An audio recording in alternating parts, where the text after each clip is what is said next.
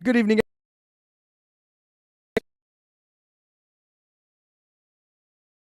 To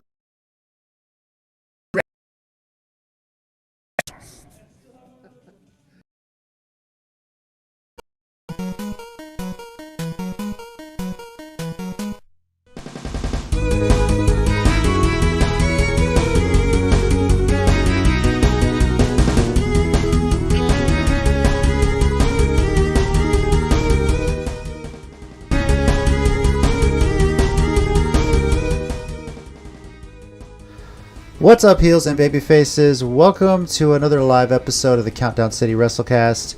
I'm your host, JC, and I am joined this week by Tommy. You. And, of course, we got Mike. I'm Mike. I love wrestling, and like Cesaro, WrestleMania, and we won't talk about any other pay-per-views afterwards. Love always wins. Boom. Never talking about it. Thanks, everyone, for joining. This is the first time we are dual broadcasting onto YouTube and the Countdown City Geekcast Facebook page. Let's hope this all goes well. Yeah. Maybe this is a Don't good... touch anything. That's so touching. Maybe this is a good contingency because YouTube was down in the middle of our show. We were live last week and not many people could watch us, but we hope you watched the replay, the on-demand that's still there if you missed it. Bernsey, what's up? Good to see you as always on our live channel YouTube. And Curtis, I see you. Thanks for joining us on Facebook as well. Outside of the show, of course, you can always chat with us at CCG_WrestleCast. It's at the bottom of the screen. Tommy's looking right at it right about now. And today we are going to be talking all about AEW Double or Nothing. We're talking about it on the actual 2-year anniversary of the very first Double or Nothing, which, in my opinion, changed the game in modern wrestling so much, and gave WWE some decent competition at this point, something to think about. And so this is really like the 2-year anniversary of Double or Nothing, of AEW in a way. And we're talking all about Double or Nothing, this weekend's pay-per-view. Still in Jacksonville, not back in Vegas just yet. We'll be making our match predictions. You're welcome to join in along with us. Live chat on YouTube, Facebook, wherever you're watching. Let us know your predictions as we go through the show. And we're going to get started right off the bat with the buy-in match, the pre-show match. What's the Casino Battle Royal, which has really grown on me as a pretty cool match, you know? I thoroughly enjoyed the Yeah. Yeah, no, those are fun. These are fun. If you're not familiar, it is 21 wrestlers that will be coming in. They'll be coming in blocks of 5 based on whatever card they draw. And number 21 is whoever pulls the Joker card. Up until this point, 20 wrestlers have been announced. I'm not going to go through all the names. You can kind of see the picture there for you on the screen. But we are going to be predicting who we think is going to win and who is going to get a future title shot somewhere down the line. Basically, we assume, well, depends on the results of tonight's match, right? And see where it goes from there. So, Tommy, we'll start with you. You got a list of 20 names there. There's one more person they haven't announced yet. Who do you think is coming out of this Casino Battle Royal alive? I just Choice of words, right? I just feel that's how they're doing it. I feel like Christian Cage has got this. Okay. It's just how I see this. Okay, so and I want to preface it with this. I'm not sure because I feel like he will win the AEW World Title at some point. I do feel that. I just don't know if it'll be like on his first try. You know? But I do see him winning this. Okay. Because I don't know, he's got a pretty good build. I like that he didn't come in and immediately become the #1 contender. He came in and made it clear he wanted to be. You know, I like that, but he made it clear. You know, they actually followed the rules they themselves set forth in the company about a ranking system. So I like that he didn't just jump on the line as soon as he got there. Wins and losses matter, things like that. Yeah. I mean that worked. That actually did work in TNA because of the talent he came in. Like, you know, he came in like with all the momentum in the world, so that made total sense. Here, not as much, but the fact they had him wrestle guys like Kaz and Matt Sydal, and you know, let's be honest, he helped put Powerhouse Hobbs on the map. If that guy wasn't on there already, you know, he had a really killer match with Christian.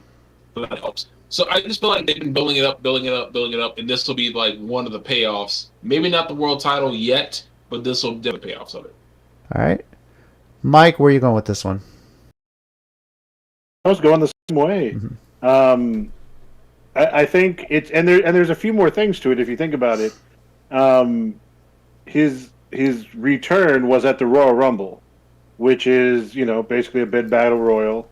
And then he comes in and they already on his first night on Dynamite set something up, planted the seeds with him and Omega.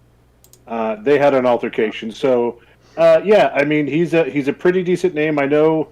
A lot of times people will talk about, trying to, get a mid-carder or younger person in there to, to kind of build them a bit. But I think this is a prime place with Omega. I mean, I feel kind of stuck for a little while as that champ, as a heel, to get Christian Cage in there. And have him get that again, like similar to Tommy. I think I agree too. I'm not saying he's going to go on and win the title match, but I think it's definitely Omega Christian is a pretty decent match to have going after this. So yeah. I know Omega Christian looks great. You want to go there, but I was like, is that too easy of a call? Is that really too easy of a call? And the other name that sticks out to me is Matt Sydal. Well, the other two names are say Matt Sydal or Matt Hardy. It's one of the Matts at this point. Yeah. My thing is, another pick I had was Penta El Seto because I know they said Ray Phoenix is like he's taking some time off to deal with some nagging injuries. Well, get well soon. But it's like that's the other name I see who could possibly win this because he's Penta. I mean, that's literally all the explanation I can really give there. Yeah. He's Penta. I can't name a time he didn't put in 100% during a match. So yeah, he's Penta. So that's what I would see. I would have picked. If for no other reason, I saw his new action figure. I'm gonna go with Matt Hardy because his new AEW action figure comes complete with Vanguard 1. Yes, he does have a drone connected. It comes with his action figure. Go check it out if you want the new Matt Hardy. Question: does Sydal go straight to the top rope when he enters? It's like a requirement, right, in his contract or something. For all we know at this point. So. I mean, is he going to try to avenge his debut again? He kind of has to because the fans will remember. He has to make a point to. I got to get this right. Funny, I actually did forget about that until you brought it up just now. So yeah, he probably kind of has to. Oh man! Oh, that's so bad for him. He's such a nice guy. He didn't deserve. No, but you said it yourself. You forgot about it already. I mean, I didn't mean to bring it up. Like in a bad way. I just.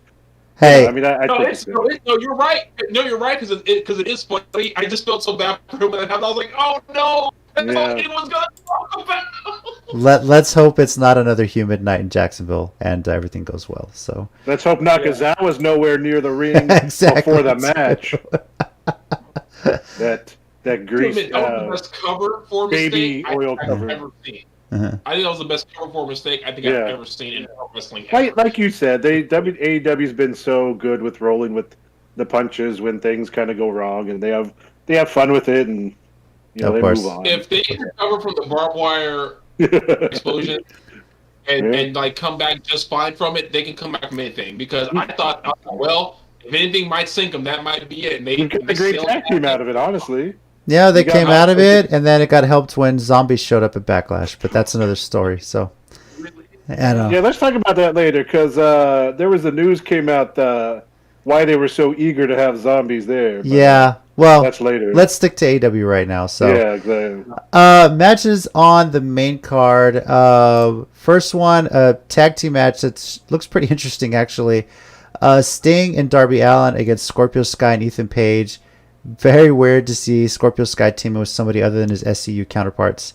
And Ethan Page, again, congrats, surviving the Karate Man, making a full recovery of having your heart ripped out of your chest in Impact.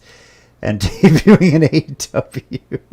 Well, I don't know if he has because he's pretty ruthless. So that heart rip out may have been. He's pretty heartless. His personality. Yeah. I'm just gonna go first because it's easy for me. I'm gonna go. I'm only not going to make a heartless joke in time. That's all. Yeah. I'm mad about that, so. I'm gonna go Sting and Darby Allin. I'm wearing his T-shirt. He sent me a cameo on my birthday. I'm gonna go Darby Allin. Never go against Darby Yeah, ever again. It doesn't never. matter what the match is. Never happening. do it So again. Darby in a gauntlet match against the entire AEW roster. Nope, going Darby. one of the best parts about that is my dad saw that cameo and he was stuck in. He was plugging the previous pay-per-view, and Dad was like, "Sting is still wrestling? Yeah, he's still wrestling, Dad." So we're actually going to be in South Padre this weekend, so I'll see if I can somehow sneak this on the TV if Dad wants to see it. So Sting and Darby Allin's my pick. Mike, where are you going with this one? Yeah, I mean, same thing. This is going to be his first match, and not a cinematic. That's right. Yeah, the other one was a Right. cinematic. Mhm. I mean, I imagine Darby. It's not cinematic. What's that? I like how they made it a point to say it's not cinematic. Yeah. Yeah. I mean, I assume Darby's going to take the majority of it, be in the ring. But yeah, I assume they win. Darby just lost his TNT title, in a thing to kind of get Miro his big push finally. So I assume they kind of come back, and I don't think it's going to end the little feud they're having, but I think they'll win the first one, and then Scorpio and Ethan will come back with some more dastardly deeds on the following week's Dynamite. Yeah. Tommy, you sticking with this as well, or are you going to go the other way? I think I'm going to go the other way. All right. Just because I think they might be building up Sky and Paige to something more.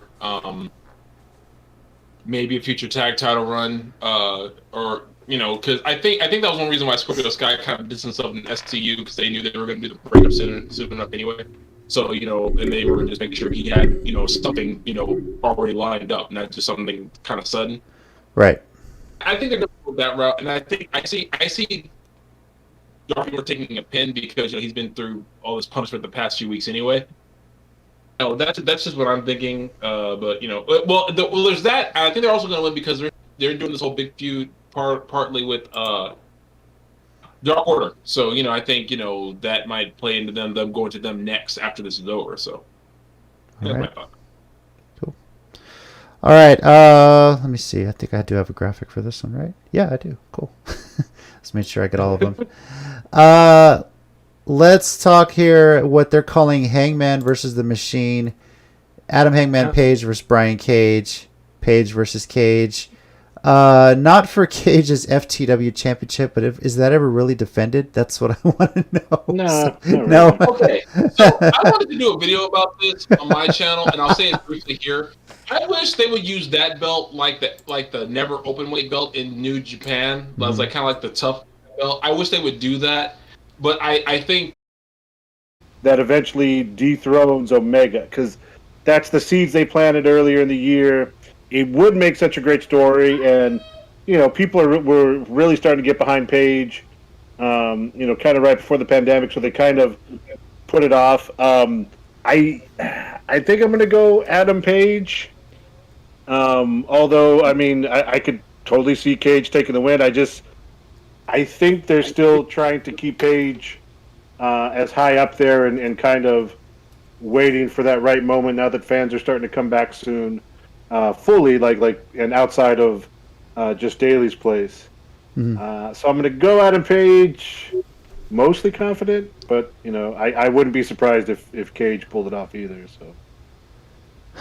I'm kind of split on this. I know they've really built Brian Cage up, but he always seems to kind of lose in moments, It's never at this, and I know that eventually they want to build Adam Page up, and this would be a big win going that way. But I have to go Cage here. Guy kind of needs a win, and this is the first time on Double or Nothing, and nothing against Hangman Page. This is one that you kind of go either way.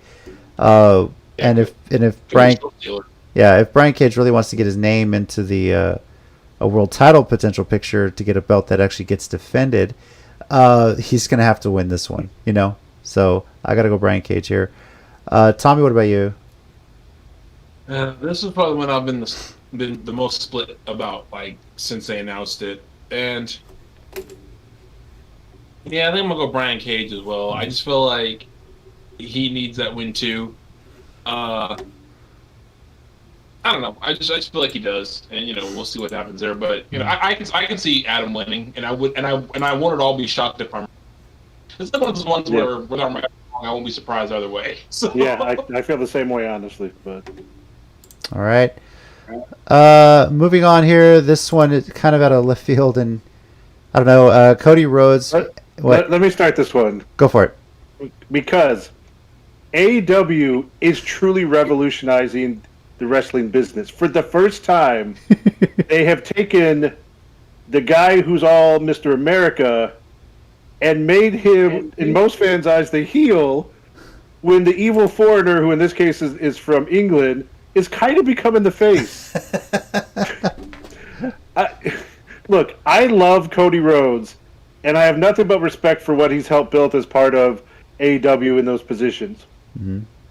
But he did that promo like last week, and then they went online, and him and Brandy were like, "Oh man, people are saying this is like one of the best promos of all time," and I was like, and people were like, "No, they're not. Like, it was cool," but I feel like Cody only goes to one thing, and it's getting really emotional and crying. And some of them have been good, like him with his brother, some of the other ones. But I mean, I guess everyone has their promo type, and it kind of goes there.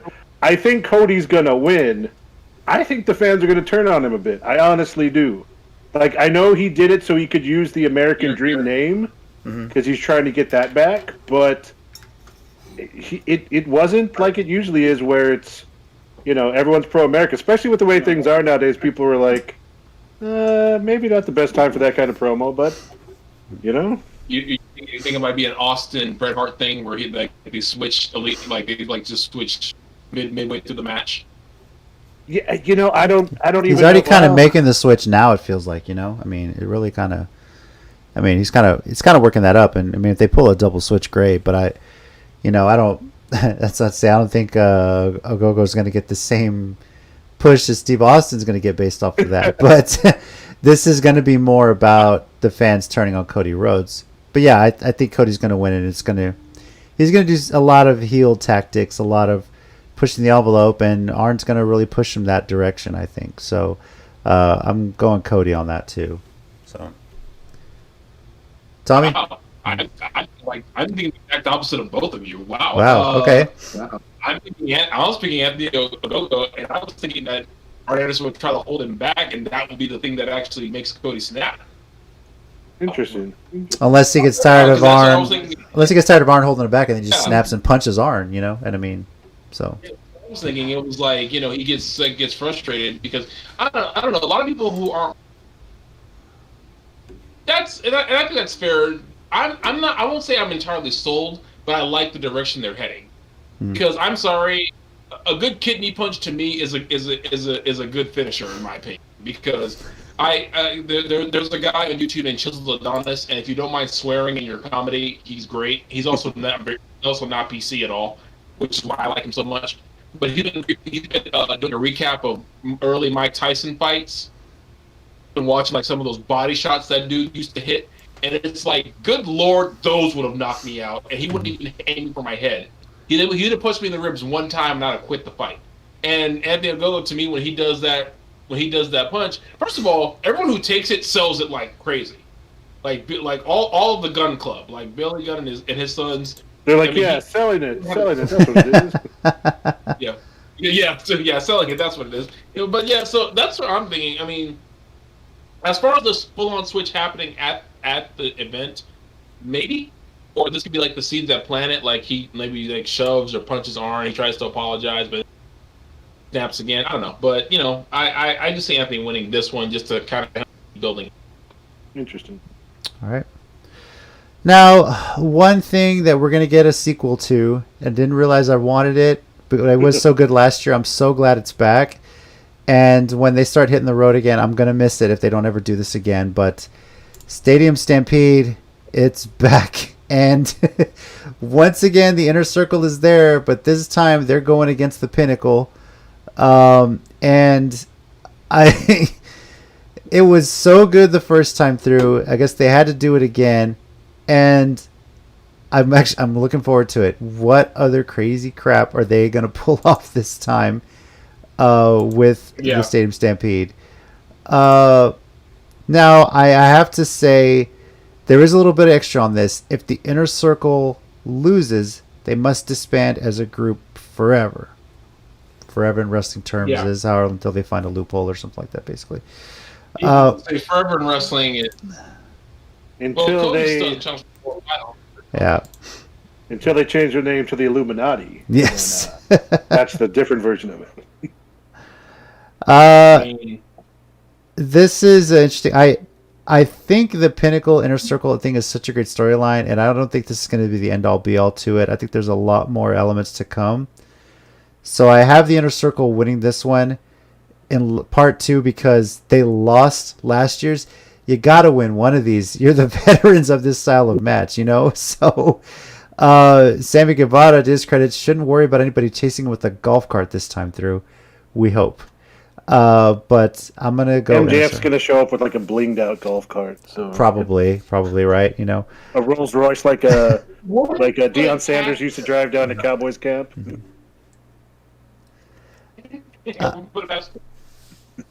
I will say if this ends up being the Inner Circle losing and disbanding, it should definitely come down to MJF pinning Jericho to make that happen. But I just don't see. Jericho falls from the top of the stadium for real.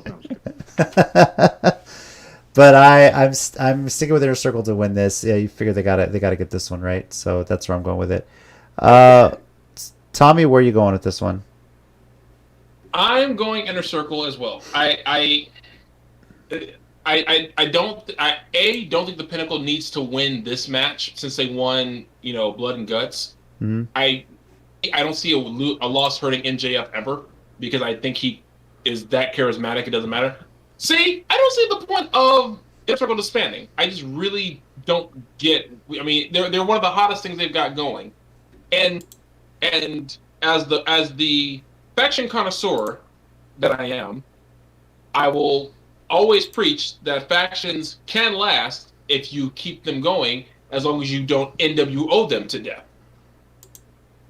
Okay. Like Chaos in New Japan, they're probably the oldest faction in New Japan still going because they did NWO them to death. So like they have a spotlight for a little while. Now the other teams other teams have a spotlight. So I think that'll work here too. So I don't see why the Inner Circle has to disband. So going though. All right, and Mike, what about you? I've got to be honest. I'm having like Iconics PTSD here. Like you just throw that one-sided stipulation up, and I feel like it makes it too obvious. Because I know y'all are thinking, well, there's no way they're going to disband them, but I'm like, the Pinnacle's obviously their new group that they want to get over. The Inner Circle's done a lot, and they've been there since the first Dynamite. I can see Santana and Ortiz getting back to, fully focusing on tag team wrestling. I'm sure, as much as we kind of aren't the biggest fan of his attitude, I'm sure they're ready to continue to push Sammy Guevara to kind of bigger things, which, I mean, teaming with Jericho has been a huge push for him to begin with. But, yeah, I'm going to go Pinnacle. Okay. And I'm okay if I'm wrong. But I also think Jericho might want to take a break and go spend some time down at Mar-a-Lago. I hear he's, really into that group. So I don't know. Or he's trolling everybody, one of the two, right? Yeah, I'm gonna go Pinnacle. I feel like sometimes when they tell you something, you should listen. Okay. All right. Well, let's get into the title matches, and the first one we think should be relatively easy for Tommy to choose the winner. And that's Miro defending his newly won TNT Championship against Tommy's best friend, Lance Archer, who will be accompanied by Jake the Snake Roberts. Tommy, I have it on good authority that if Lance Archer is not watching this now, he will be watching it soon. So make your pick wisely. Wait, what? Wait, yeah. Wait, what? Who told you that? I don't know. I could be making it up, but you'll never know. So who are you picking to win this match? Not. Who you got, Tommy? Fine, screw it. Lance Archer.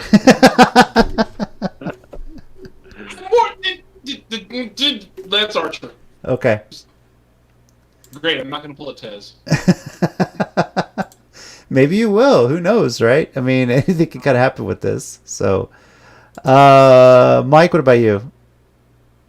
As cool as that would be, I mean, I can't see them taking it off Miro after this huge win. I've never been threatened by Lance Archer, so while I appreciate his, I didn't hear that. I didn't hear it. You kind of cut out there, Tommy. Oh, I'm saying, well, good for you. That's so great. You've never been threatened by Lance Archer. Yay! In all fairness, I've never had as much fun at wrestling shows apparently as you have. So, yeah, I'm gonna go Miro. All right. The guy who's part of the Killer Elite Squad picks me as his favorite target. So I'm saying. He likes to have fun with you. I mean, come on, So fun. He got you New Japan tickets when they were in Dallas. Just helped you out with that, All right, yeah. Because he was hoping to find you now. If tickets had been on the front row, I'd be like, you know what? He's just going to legally murder me, and I will have nothing to do. Tommy's just like, wait, let Suzuki do it. At least I'll go out that way. Actually, you're not wrong. I have the thought in my head that at least one title I think is going to change hands on this night. And I think this might be the title that does it. So I am actually going to join Tommy on this and go Lance Archer. Especially because they have pushed this whole gimmick thing that he's done since he got there for a good while now. With Jake the Snake there. Miro, I don't mind him as a TNT champion. I think it's great for him. But I wouldn't doubt that this title is going to go back and forth between him for a little bit on some level. I just don't know if I fully see Miro wanting to hold on to this championship for a while. I think they really he wants to get to the bigger and better things, But I'm really looking at how Lance Archer's really come into AEW, built this character up. He's got a good mouthpiece with him. And I don't know, something in my gut just tells me go with Lance Archer on this one. And that's where I'm kind of sticking with it. So I'll probably be wrong, but I hope you're right. Yeah. Now the tag team championship, and this one's going to be a pretty interesting one. The Young Bucks defending the World Tag Team Championship against Jon Moxley and Eddie Kingston, who are the best friends we never thought we needed in this world, but they're so great together. It's amazing. Once this happened on screen, I was like, you know what? I didn't know I wanted this until I got it. Mm-hmm. All this happened. Please, thank you. All right. I'm going to start this off and say I'm going to go ahead and go with the Young Bucks to retain. I like Moxley and Kingston as a team. It just doesn't... I don't know. I something tells me the Young Bucks are sticking this one out, and I'm in the back of my mind, I'm thinking Moxley's going to need some time off when the baby's born, which is coming soon, So I don't think with the title on him, but... Mike? By the way, before we continue, Bernsey requests that we stop trying to give Tommy a heart attack in our previous discussion of Lance Archer. Appreciate it. That's someone's looking out for me. Just because we love you. As far as this, the Young Bucks have kind of gone back to acting like the Young Bucks, which makes me really hate them, so I love it. But... Only in wrestling does that make sense. Right, exactly. Like they're just so annoying now in their smugness, and I'm like, God dang it, exactly what you need. But honestly, I want to see things shake up, and I think because I don't see Moxley getting back the title soon, so I think a run with him and Kingston with the belts would actually be pretty fun. So maybe a little less likely, but I'm gonna go Moxley and Kingston because I'd really like to see that. Okay. And Tommy, what about you? Okay, before I tell you my pick, I gotta let you know one of my friends on Facebook who's from New York. After Eddie Kingston stole the Young Bucks shoes, the first thing they said was Eddie Kingston is so New York, and I couldn't stop because that's funny that he said he's so New York. Because my immediate thought, being from San Antonio, I said, "Oh man, that's so East Side." That was first thing I thought about. Couldn't stop laughing. He said that's so New York, and I was like, wow, just every region of the country is just a matter of opinion. But honestly, I've been feeling like it's gonna be Moxley and Kingston.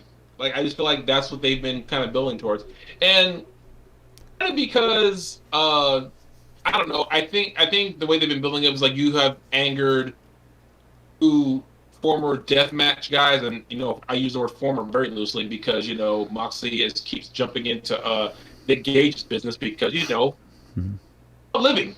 Who wants to live that much longer? Advice with Nick Gage. That works. So especially when your wife's pregnant and got a child coming. Who wants to keep going? Yeah, but who cares? Nick Gage. Let's mess with that guy. You know who's not violent at all? Nick Gage. Let's just pick fights with him all the time. So I just feel like this is going to be the match where those two just get to just beat up the Young Bucks for like 10, 15, 20 minutes and take the tag belts off of them.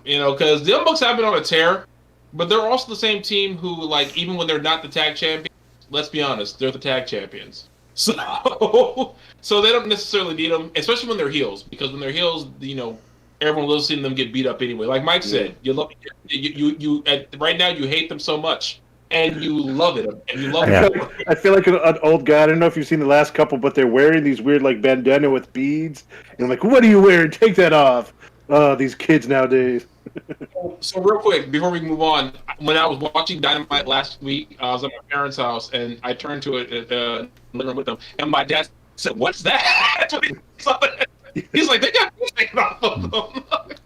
But my mom, "Oh, those are pretty." Also, real quick too, Burnsy reminding people that Tommy, you and him have met Eddie. And Brandon's also in the chat. Hey, now. Brandon, what's going on, man? Thanks for joining us too. You're joining at the right time, which was I'm going to say another easy pick for Tommy. Hikaru Shida defending the AEW Women's Championship against Dr. Britt Baker with Rebel, not Reba, as it says on the poster, which is hilarious, by the way.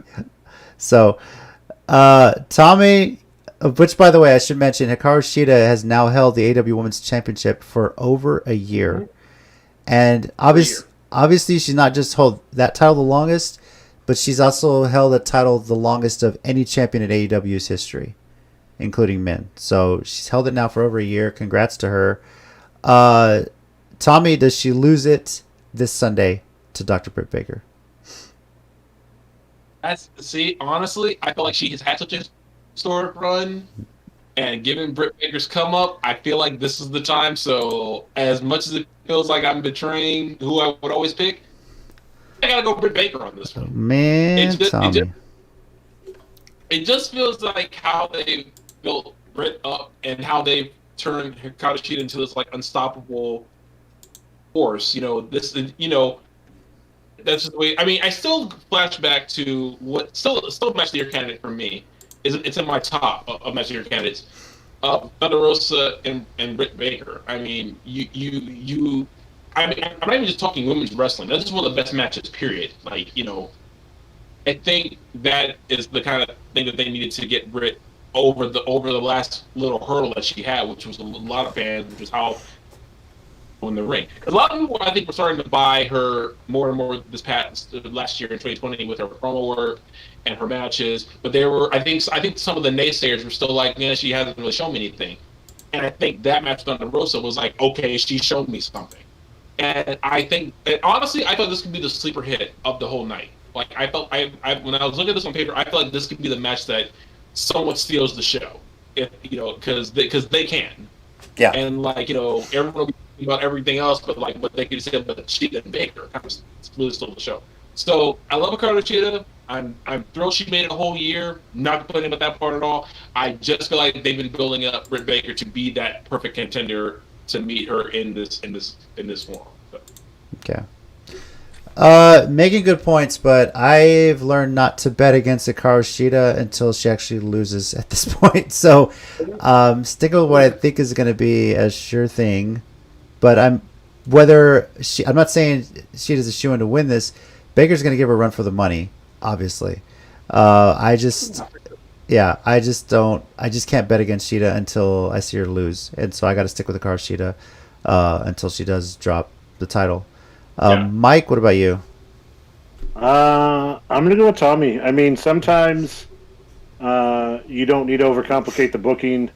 They've been building up Britt. She's taken off. Even a little bit that it frustrated me a little bit, but even like in her matches with Thunder Rosa, she was getting more of the attention about it. But they're clear. I mean, clearly she's becoming the big star, the recognizable one, and I think Sheeta's just kind of at that point, like we used to talk about a lot of the NXT champions. Like it's been a good run, but it's time to let it end before it goes on too long, and kind of stalls out a bit. Right. So yeah, I mean, I'm going to go with Britt Baker. I expect Rebel, not Reba, to get involved, and it probably won't even be a completely clean win, but No. she's the heel, so that's expected. Brandon, Britt taking it. It's her time. Shale Khan Sheeta had her run, and I love it, but she needs a refresh. So, all right. Yeah. There you go. If anyone becomes a 2-time champion first, I see it as being Cheetah, down the line. I just feel like, Britt Baker, because I don't know if you guys saw her tweet about the action figure thing, that Christian Cage is an action figure before she's retiring. That, I haven't laughed harder at something that I 100% agree with in a long time. Because I love Christian, but Britt should get an action figure first. But at the same time, that tweet was 100% hilarious. Yeah. And that's kind of why I think she might win too. So I just hope if Christian gets an action figure in his hands like that, so you can just do the. Yep, it should be. You're absolutely right. Yeah, or at least interchangeable hands, so they can do that too. Brandon also says, plus Britt will be more of a character champ, so viewers can watch her get her ass kicked. And Burnsy agrees with him. So, 100% agree with that. all right, and finally, the main event is gonna be a triple threat match for the AEW World Championship. Kenny Omega is defending this title, just this one, not the Impact one, against Pac and Orange Cassidy. Cassidy getting another title shot. Now, obviously, this is just the AEW one, and this has nothing. This is no impact, pun intended, I guess you could say, on his Impact defense against Moose at Against All Odds in a few weeks. So it's kind of crazy. We're talking Impact and AEW together. It's still crazy to me. We could talk both companies, and it actually makes sense interchanging them, right? So this one is a tough one to pick. Omega has dominated as champion. He's a champion of 3 companies right now. Cassidy has been, he was most popular wrestler of the year last year with PWI. He's been such a big thing. And Pac is one of those that started off strong, some stuff happened, and now he's starting to come back on his own. And they both deservedly are in the world title picture. And if there's ever a match where Omega's going to lose, this could be it, because he doesn't necessarily need to get pinned. Yeah. So that was like with this match is that of the 3 of them, I've always felt the most bad for Pac because of just the whole COVID situation kept him stuck at home. right. It's like and that's another thing. Is like whenever he does come back, you remember why we love him so much, because it's like he just goes back in that ring. It's like he never left, no matter how much time he's off. So. With that said, Tommy, who are you taking on this one? I have been agonizing over this since they announced it, and I knew we were going to pick it for the show. And I am putting my money on Pac. All right. I have a lot of reasons why. I'll break them down as quickly as I can. One, it's because Orange Cassidy is another guy who doesn't need to win to stay popular. I mean, he's one of those guys that's like kind of impervious to losses or battering to his popularity. Kenny Omega, a loss doesn't really hurt him either, especially if he doesn't take the pin. Especially if he's not the one who's pinned, it won't hurt him that much. And even if he is pinned, I could see it being like a roll up or something and something like that, and that could still work. And also, Pac is one of the guys who I feel like has given so much to a lot of companies to where he could work, because he's a guy who can go anywhere. He could have stayed in Dragon Gate, Right. But he went and came to AEW after his time they wrapped up. I feel like this might be the time for him to win it, to kind of shake things up a bit, get that. I'm kind of like seeing I'm kind of off the Elite right now, just kind of to shake things up a bit, and to make the internet happy, because the internet's never happy. But I just feel like Pac's just been that kind of talented guy. He'll kill it as champion. So right. I think Burns agree with you because he put the bastard capitalized exclamation point in the chat there. So I'm going with Kenny Omega. I think it's just the biggest thing right now, him having multiple championships. I just don't think it'd be, if he's going to lose the AEW title, I don't think it's until he loses one or the other two before he drops this one. So, but I still think this is one of those things where you kind of push Omega as still this big champion coming out of a triple threat, probably his toughest defense to date, and still champion. So I'm going with Omega here. Mike, this is one of those matches where I don't feel like there's a wrong answer. So, there's a wrong answer, but there's not a bad prediction. There's two wrong answers. I know, but there's not a bad prediction, is what I mean to say. So, very good. So, Mike, where are you going with this one? Well, now I kind of feel peer pressure to choose Orange Cassidy so we can just all have one. But honestly, I'm going to go with Omega 2. Right.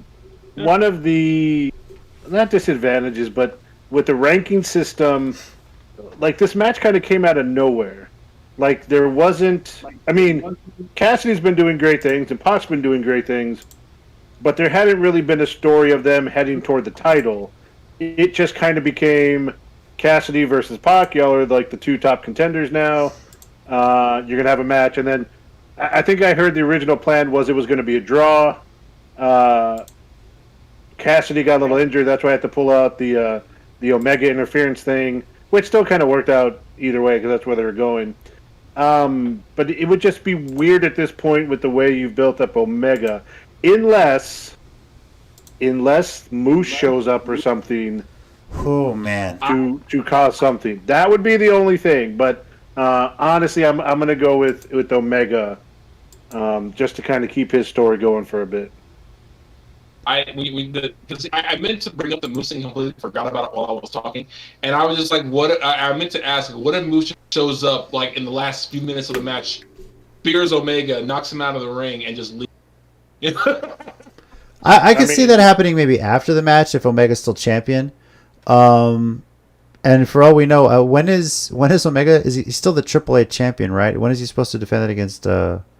Andrade. I don't even know if Andrade is still his name. At AAA Mania or whatever. No, Triple Mania. Yeah, Triple Mania. He accepted Andrade's challenge. Let me see. Hold on. Okay, I don't remember when Triple Mania is, but I know it's coming up. So Omega's gonna be pretty busy. So what you're saying is between AEW and Impact, they're going Double or Nothing against all odds.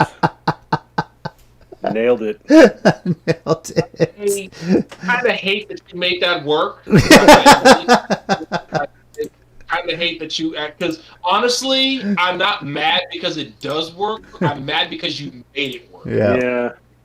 I hate a lot of things about me too, Tommy, but here we are. Oh, gosh. All right, well, that is our preview of AEW Double or Nothing. Let us know in the chat which of the matches we talked about that you're most looking forward to. I don't remember who I picked anymore. Okay. And just to let everybody know, there is... What's up? Triple Mania isn't until August. Oh, August. Okay, so there's some time. I would imagine there's some title defenses in between then, but... So that's not till August, but just remember there is still one more episode of AEW Dynamite set to air before Double or Nothing this weekend. But Dynamite will be on Friday instead of its usual Wednesday time slot because of TNT's coverage of the NBA playoffs right now. So it's not like they're experimenting with a head-to-head run against SmackDown. But the ratings are going to be interesting to say the least. But they have to put it during the week. They got to get one more episode in before Double or Nothing, so they're going to do it Friday. But this is a good segue into some of the changes AEW does have coming up in 2022 that Tony Khan just very, very recently announced. And I personally think these are actually really good. Now, if you remember, part of the deal that they have with TNT and why they have to do Wednesdays is because of the NBA playoff coverage that TNT has. Obviously, things get moved around every now and then. But TNT also just recently signed on to cover also the NHL season and some of the NHL playoff games as well, starting next year. Mm-hmm. So there's the big sports gridlock there, and Dynamite's kind of caught in the middle. But what they're going to do is, first off, they are going to add a third hour of wrestling by way of a show called Rampage, and that's going to start at 9 p.m. Central Time.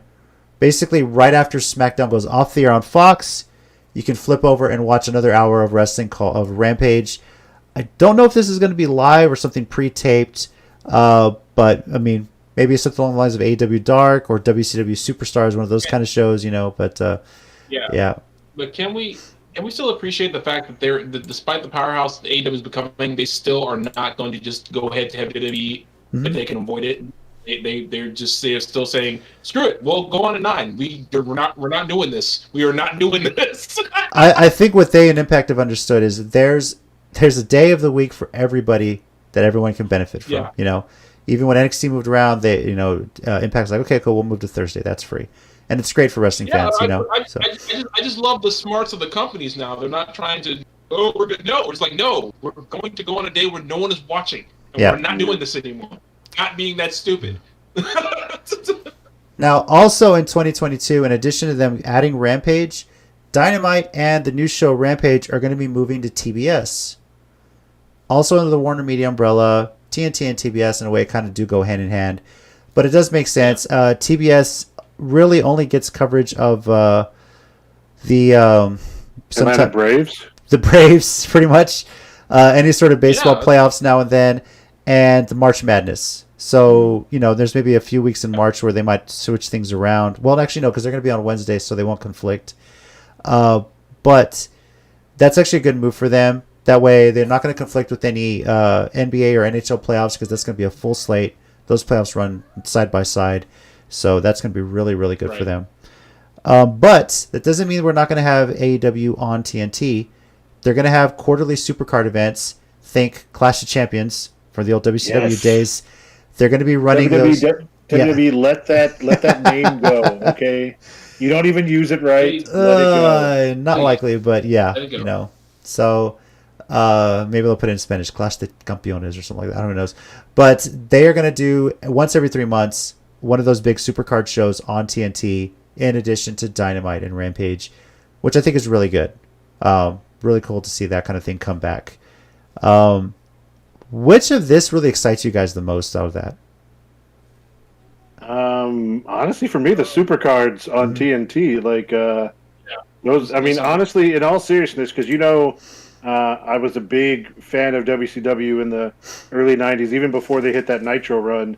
Clash of the Champions were great, right? Because especially back in the '90s, WCW Saturday Night before Nitro hit was fun, but it was jobber matches for the most part, and maybe you'd get a main event match of two actual superstars, or maybe you get two in a show, and then Clash of Champions would hit, and it was a pay-per-view on TV. Mm-hmm. It was all big matches. Some crazy things have happened at Clash of Champions. So I always liked that idea. Now I know it's a different day and age, and Raw, SmackDown, Dynamite is pretty much all main card versus main card guys. There's really not a lot of jobber matches anymore, but they always felt special. So if AEW can do a good job of making these events, whatever they eventually call them, feel like mini pay-per-views that you're getting for free, I think they'll be great, and I think it'll really, kind of help them just kind of expand and get more out there.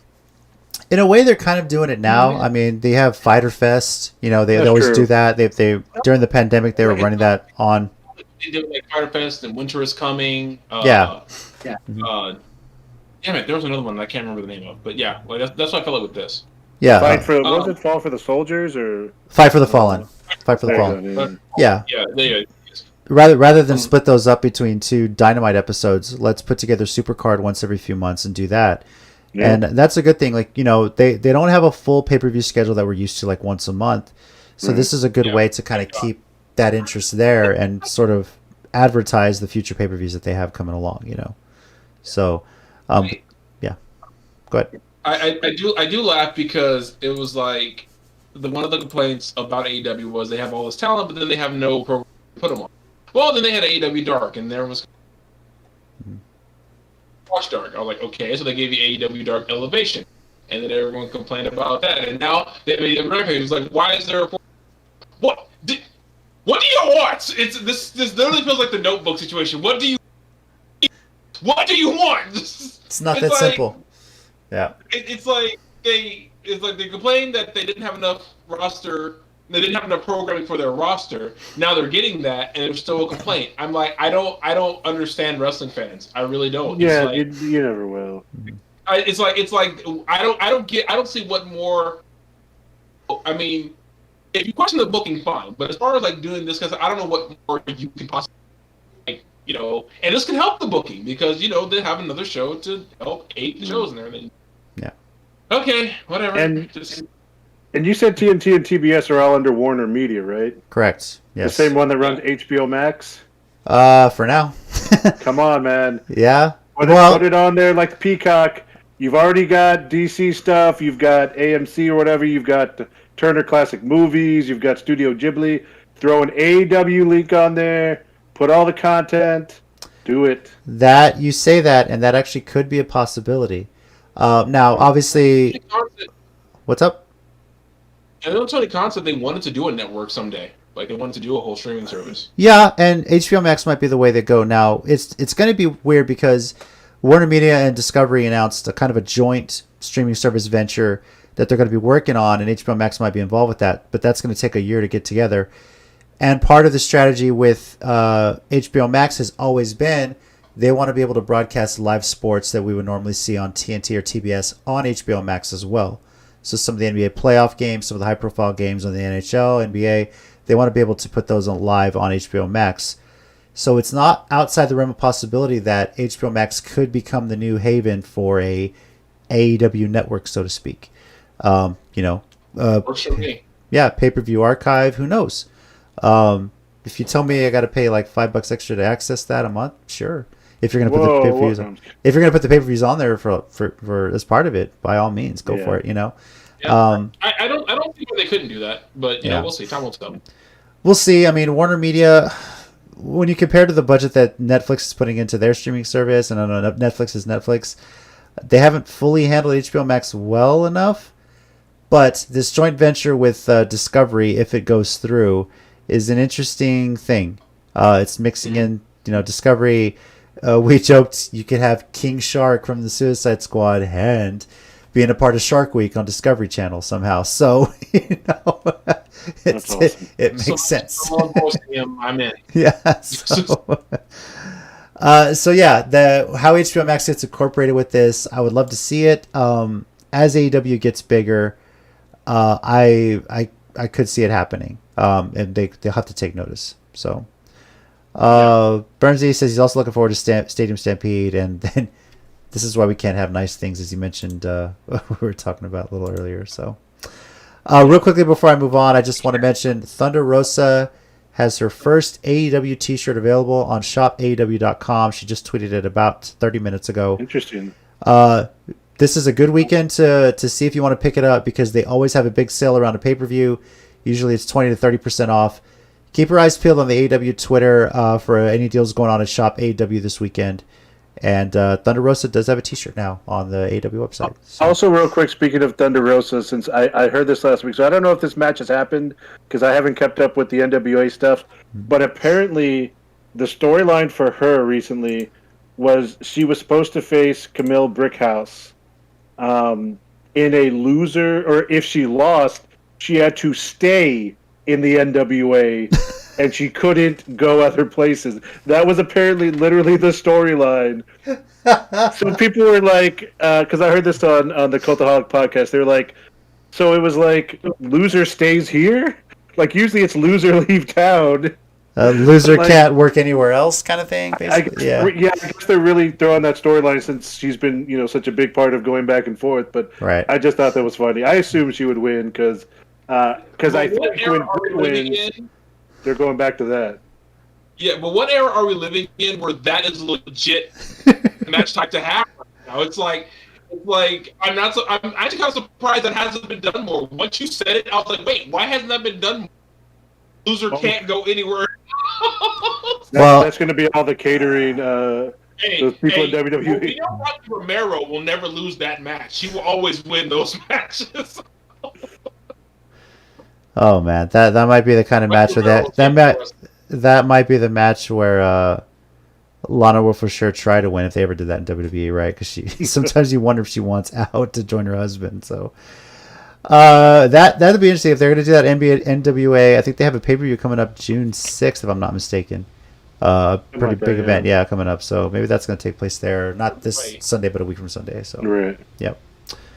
All right, another bit of wrestling news on the release front. And some more releases have come out today too. Some back office people, I think a ring announcer with WWE. But wrestler release, Velveteen Dream, they officially cut ties with him from the company. Hasn't been on TV since God knows when. Whether this is somehow related to the sexual assault accusations that I don't know. But well, okay, so I heard some stuff too, and this apparently came. Again, I get a lot of my stuff out of Cultaholic, but they reported it from Meltzer and the Wrestling Observer and stuff, making it sound like it wasn't actually that he was getting. So the thing, I mean, whatever happened either way, I always found it odd that supposedly Triple H said they did an investigation on the situation and they kept him, especially with everything that was going on. I always found that odd. But he never said anything. They were saying, though, that he was getting a lot of heat backstage even previous to that because he was way into living his gimmick backstage. Oh, like never breaking character kind of thing? Kind of. He would ignore people. He wouldn't, like, interact. He would come across really rude. And so, yeah, I mean, that's just, like, he was reporting that it's not all what people may think. That may have been part of it in the end because of all this other stuff, but they were making it sound like his attitude and his desire to be this character and was just going overboard and upsetting a lot of people backstage with the way he was acting and stuff. So, for what it's worth, that comes from some pretty reputable wrestling news sources for the most part. Okay. In a way that kind of makes sense because a lot of fans were wondering why he hadn't been getting the call up. He even put it, "Call me up, Vince," on his tights for one NXT show. And, you know, some little shenanigans like that might be why they didn't bring him up. And you mentioned his attitude if he was in character the whole time, which some people work differently. But, yeah, you still have to show some respect backstage. I mean, I don't know the whole backstage. And then you also saw what he released in response to... Yeah. You know, I was going to say something about Women of Warning, but I guess we can kind of discuss it now. He never addressed the allegations when they came out. And this, unfortunately, we're in a society where you're guilty until proven innocent sometimes in the world of social media. Yeah. Now, I'm not saying everyone that's been accused is innocent. Excuse me. You know, I'm not saying that the victims who came forward are wrong. For all we know, they're right. It's just that so many times there are situations where people are wrongfully accused and they lose everything, and then it comes out they were innocent. Prime example was Enzo Amore. You know, he was accused of rape. WWE just cut ties with him, not even letting the investigation go out, and he was acquitted. The lady was lying about it the whole time.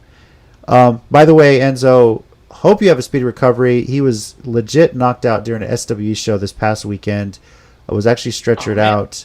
I think referee Alex Morosos was there, and he just actually had a surgery himself, so I hope he's having a good recovery. But Enzo actually did have to be stretchered out mid-match. Couldn't finish because he was legit knocked out. Hope you have a good recovery, a speedy recovery, and hope everything is okay with you. Say what you want about him as a character and some of the shenanigans he pulls. They had a star there, and the fans loved him. But they took one accusation that was proven to be false later on, and they just let him go. Now, the Me Too movement hit wrestling pretty hard. And some of these accusations, you know, WWE did their investigation on some of the people that were accused and let go of the ones that did some strong evidence for. They did investigate the Velveteen Dream, a.k.a. Patrick Clark accusations, as he addressed on his Instagram statement, and found nothing. You know, it's a kid asked him. You can go read the statement if you find it on his Instagram. I'm sure it's being shared all over social media. Basically, as he claims it, a 17-year-old kid asked him for some advice on how to get into wrestling. You mentioned the whole staying in character thing, and in a way, I understand why he did it.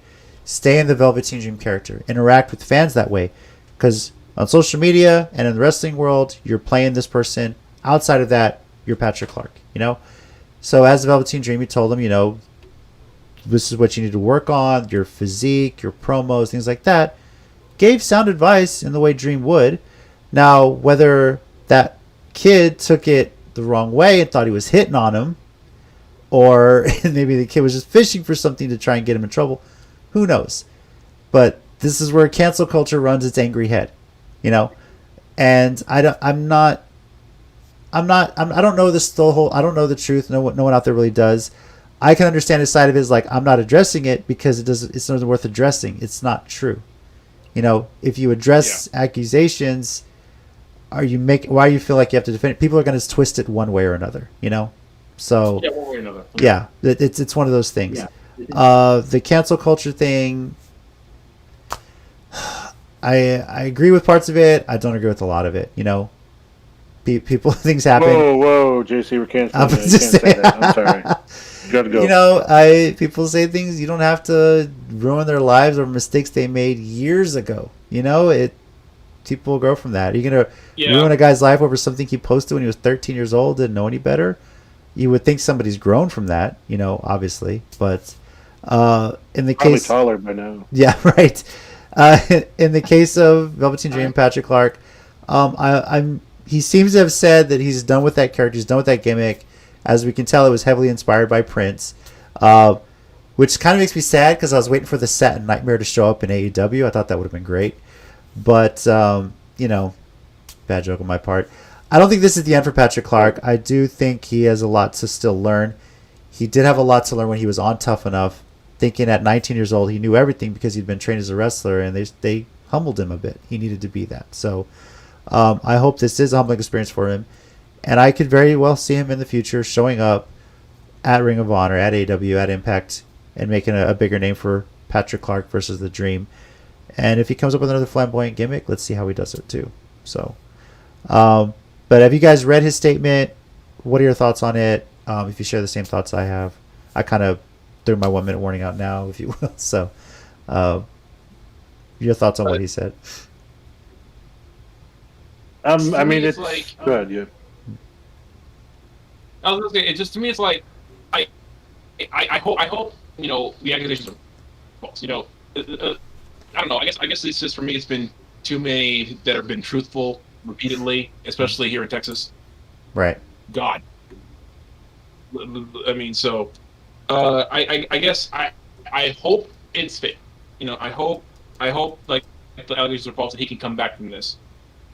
Yes, though, it's like, you know, that's a hard one, man. That's a hard thing to come back from. So we'll see. Hopefully he can pass this, and if he does, you know, no more Velveteen Dream, that sucks. But you know, I think he'd be talented enough to come back with something else. Mm-hmm. But hopefully, you know, I really do hope the allegations are false because you know that'll be good for him. So. Real quick, I don't know if you saw Steady just said in the group chat. Yep. About Britt Baker and Christian coming to Comic Palooza this July in Houston.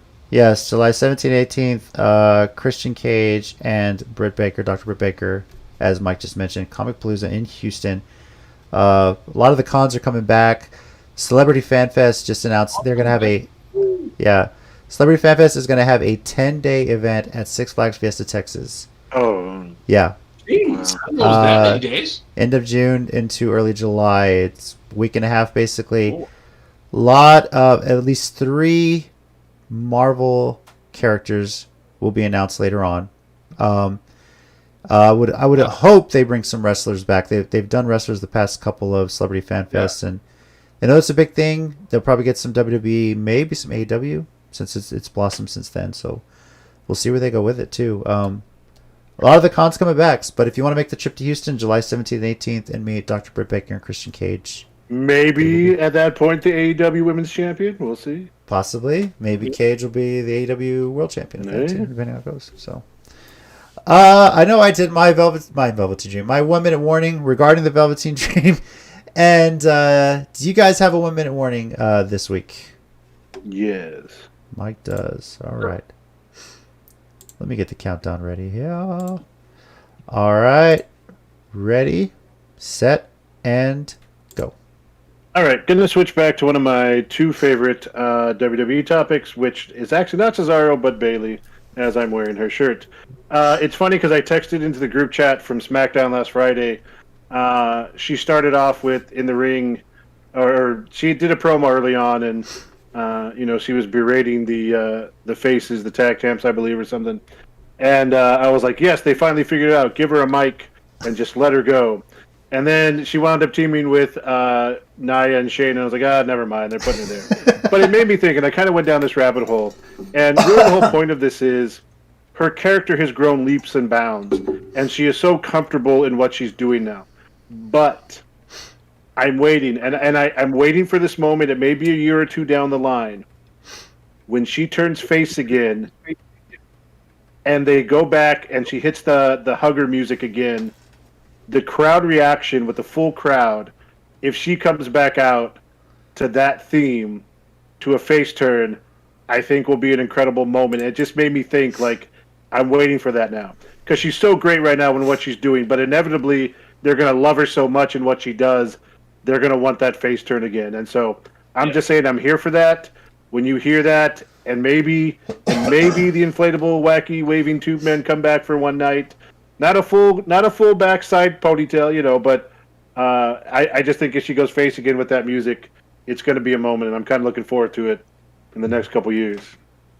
Should do like a fusion dance of her current gimmick and like the Foley stuff on the Titantron where like they had all three faces at once. But. Yeah. Yeah. Very, very possible. I like you said, she can do anything. I'm sure the face turn inevitably will come, and I'm sure my daughter will be super excited to see it. So, because then all the T-shirts we bought her when she grew into them will still be good. We hope. Yeah. So can you just sell the T-shirts to a cake? Tommy, do you have anything this week for a 1 minute warning? Sure. All right. I got something on. Whenever you're ready, set and go. Okay, so for starters, it's been a year. Rest in peace to Nakamura. They had a whole tribute show for her. I haven't watched it yet for fear of bawling my eyes out. So I'm going to watch it later, and I'm going to do a full video about her on my channel. Something else to look forward to pretty soon. But my real 1 minute warning is to thank this show. Last year and a half has been crappy. I have legitimately hated 2020, and 2021 has been shit too.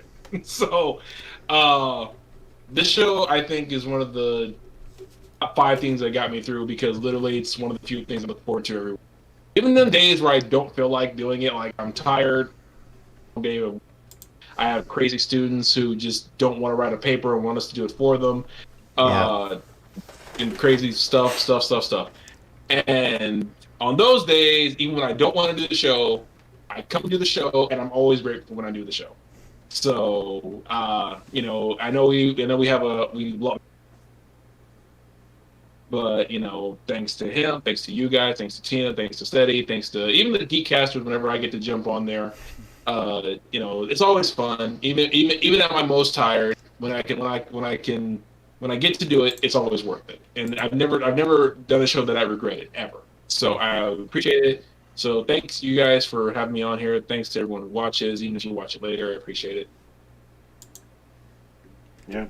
Appreciate you saying yes when I invited you kind of last minute to be on the first episode too, and it kind of grew from there, So. Well, I don't know what I was doing. You was like, hey. I was like, sure. Or what? What are we doing?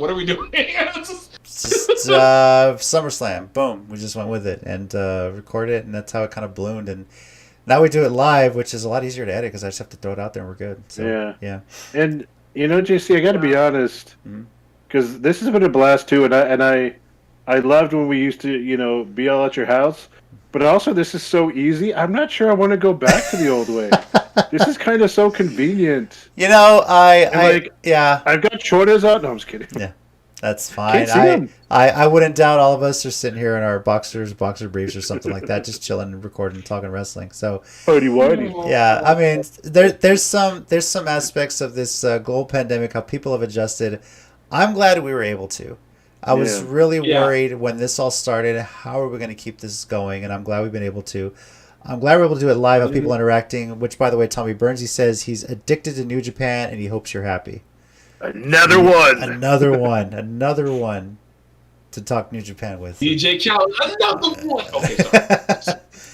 No, this show has been a blast to do. I'm very grateful. I mean, it's crazy to me turning on the TV, watching a baseball game, and the crowds are filing back in.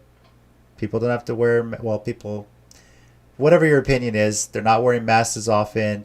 Positivity rates staying down, at least here in San Antonio it is. And things are starting to look on the up and up. It gives me I'm so happy to see that AEW is returning to the road in July. And WWE just announced they're returning to the road July 16th, literally right before Money in the Bank weekend. So as we predicted, SmackDown's going to be, I think it's in Houston. Yeah, couldn't quite come far south enough, could you? Huh?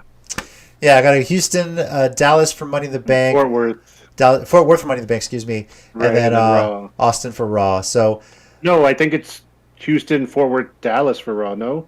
Or is it Austin? Maybe it is Dallas for Raw. You're right. Yeah, it's Dallas for Raw. Yeah. I'm mixing up AEW doing Dynamite in Cedar Park outside Houston. That's what I'm mixing up. So, yeah. First of all, congrats to Fort Worth for getting Money in the Bank. That's going to be huge. Having fans back there. Yeah. And it's not surprising they go to Texas first because, masks are just masks. It's whatever. But it's good to see it back on the road. This is going to change a lot of things in the wrestling. I don't think we're going to see as many house shows. I think it's been really good for wrestlers to be able to relax, recoup, stay healthy. Have some more time with family and friends, and this has allowed them to do that. And I think that's something that they would really miss. It's something that CM Punk mentioned years ago when he left WWE about how demanding the job is being on the road, and sometimes you need a break just to step back and really understand where you are. Go ahead, Tom, you want to say something? Argument that they shouldn't go on the road as much because there are so many other companies. Yeah. I mean, I get you want to be the top one WWE, but you're not losing that spot anytime real soon. Mm-hmm. I mean, I know I say this all the time, but it's like, again, people who don't like WWE, you don't want them to be number one anymore. Get over it. They're not losing that. It's just not going to happen. AEW is a great number two. They're fantastic. They're not going to take them out. Just let that go. But don't do as many house shows. Let other companies do their thing. My thing is if last year proved nothing else, it proved that WWE will not lose out if another company plays their cards correctly. AEW, like I've been saying again, plays their cards correctly. They're not trying to go head to head with WWE. They're not trying to take them out like WCW was trying to do. And honestly, that was WCW's biggest problem, was trying to take out WWE. If they just kept doing their own thing and focused on that, I think they'd still be around. I think they still might have been a new management by now. Still be around. But all they cared about was beating Vince. And that's not your company's goal, which is not the goal of AEW or Impact anymore. Thank you, Lord. Or Ring of Honor, or NWA, or New Japan when they have New Japan USA. Come on, come back. USA people, watch our stuff now. So. All right. I'm really looking forward to this. So thank you again, Tommy, for being on the show. I'm glad. I think we all helped each other get through all this shit. There's been a lot going on. Sure. It's. I mentioned the being at home thing. Our condolences out to Alexa Bliss, who's her favorite pet pig, Larry Steve, her buddy, passed away. It's a shame because he was such a big part of her life. She's always posted about it on social media. Larry Steve made it into the Bowling for Soup song about Alexa Bliss. So, I mean, even in the music video. So, very sad story, which explains why she was not on Raw this past Monday, because she was dealing with that personal issue. Another reason why they need to I not think be, she went to the building, but then something happened. Just don't think they let her. No. I don't think they required her to be on TV. Like, because if I remember, because I started following it, I happened to see her story or whatever, and I was like, oh, this just really sucks. And if I remember correctly, like, she went into work. They did an angle where I think it was at the end of the show. Reginald got hit with the spark again or something in front of him, but she never showed up. So I think she went to the building, and they either let her go home or just didn't require her to like actually have to be on TV for the show, something along those lines. Right. But yeah, it was really sad because she was talking about she couldn't find people or vets that would deal with the pig, and like the internet was helping her. Like they were calling people. She said vets were like calling her, being like, "Hey, stop telling the internet to call us and ask us, asking us to help." And it's sad because obviously she did care about it a lot. So Yeah, it sucks because I know that they're farm animals. Not a lot of vets in the city will specialize in that, but unfortunately, when she did finally find one that could help, it was a little too late. My I love my cat. He's 14 years old now, and I'm dreading the time when I might have to put him down because he's getting up there in age, and he lays a lot closer to me now. I bet he's going deaf a little bit, so it's one of those things. But the loss of a pet is just tough. So wishing her all the best. I've always said, like, I love pets. I'm not the person in the world. But that being said, I get it. People who are. And I always feel bad for them when they lose a pet. Like it's like that's a constant companion. That's something you've always had, and it sucks. And I don't care what the pet is. If it's a pet that you have for any number of years, it sucks. So for Alexa Bliss, that's just so I feel bad for her. And like the internet, it's like I love pets. To me, it's just like sometimes just having that companion there. It's no matter what the pet is. If it's something that you identify. A lot of people have, different. I think Simply Luscious and her husband, they have like 3 as pets, and so some people just have big as pets. Good for them, and so it sucks, and people, I'm glad there are a lot of people who are feeling for her and like not people being jackasses, because I'm sure they're out there. I'm glad they're just So. I'm glad there are people out there willing to help too, which is always a nice thing. So. All right, AEW Double or Nothing this Sunday, Sunday, May 30th at 7 p.m. Central Time. The buy-in will be at 6 o'clock our time. That'll be the Casino Battle Royal, will be the big match on that. It's at Daly's Place and TIAA Bank Field for Stadium Stampede in Jacksonville, Florida. Potentially could be the last pay-per-view for a while that takes place here as AEW is starting to get back on the road. We'll see what they announce for future pay-per-view. And it's going to be on Bleacher Report Live. The cost is $50, $49.99. The first hour of which you can watch for free, the 6 o'clock to 7 o'clock hour. You can watch on Bleacher Report Live, or you can also, they'll probably be broadcasting it on their YouTube channel as well. So stay tuned for that. As for us, CCG underscore WrestleCast is the Twitter, right under Tommy there. Yep, he sees it. Let us know your thoughts on AEW Double or Nothing if you get to see it this weekend on Memorial Day. So if you don't see it Sunday, once it's out there, you can go back and buy it and watch it on Monday as well. And we'll be back next week to recap it, see how we did with our predictions, see how the show went, and give our WrestleCast rating. For the most part, I think this worked pretty well, being on YouTube and Facebook. So, yeah. So maybe we'll see this sometime down the future. We'll see how it goes. If there were some issues with both, I'll take a look, and maybe we'll just stick to YouTube for a while. But it seemed to work pretty well. So thanks, everybody, for commenting, following along with us, making predictions. And everyone, do have a safe Memorial Day weekend. I know myself, the family, we're getting out to South Padre again, little family thing, and it'd be nice to relax for a bit in the sun. So hopefully it's not too crowded. We'll see. So thank you, everybody. Down here at the bottom of the screen, we got Tommy. Thanks, guys. Over here, we got Mike. Thanks, guys. Be good to each other. And let me start the music up again. Where is it? Ah. There it is. And I'm JC. And as always, heels and baby faces, remember, pro wrestling is real. People are fake. See you next week. Have a safe weekend. Bye. Bye-bye.